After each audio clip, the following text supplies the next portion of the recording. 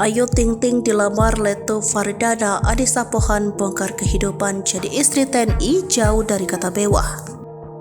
Ayu Ting Ting dikabarkan telah bertunangan dengan perwira TNI. Sosok perwira TNI tersebut bernama Leto Muhammad Fardana.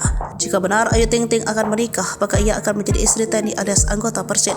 Sebelumnya Anissa Pohan membongkar kehidupan menjadi seorang istri TNI yang jauh dari kata mewah. Anissa Pohan pernah mengungkap potret kehidupannya kala awal-awal mendampingi suami. Diketahui Anissa merupakan istri dari Agus Harimurti Yudhoyono atau AHY yang juga pernah menjadi anggota TNI. Kisah itu terungkap pada tahun 2019. Anissa Pohan pernah menceritakan masa lalu kala pertama kali menjadi istri seorang perwira. Ia menikah dengan Agus Yudhoyono pada Juli 2005 yang saat itu menjabat sebagai Pasyops Komandan Kompi dengan pangkat Letnan 1. Anissa menyertakan beberapa foto saat ia berkunjung di rumah dinas yang pertama kali ia tempati bersama Agus setelah menikah. Anak Deputi Gubernur Bank Indonesia Aulia Pohan ini mengenang masa lalunya di rumah dinas itu. Anissa pun menceritakan kisahnya saat tinggal bertugas oleh suaminya selama setahun.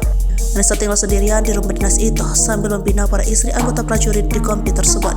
Pada suatu malam, Anissa mendengar suara gaduh di atas plafon rumah dinas itu. Anissa tak ambil pusing karena mengira itu adalah suara tikus. Semakin hari suara semakin ramai dan keras. Anissa pun mengira jika tikus tersebut telah beranak pinak. Akhirnya, hari demi hari, suara-suara tersebut menjadi teman tidur Anissa yang sudah mulai terbiasa. Tahun 2009 saat usia Almira baru 9 bulan, Agus ditugaskan ke brigade. Namun saat sedang berkemas, Anissa tiba-tiba mendengar suara keras dari depan rumah. Ternyata, suara tersebut adalah suara anak-anak biawak yang mengikuti ibunya.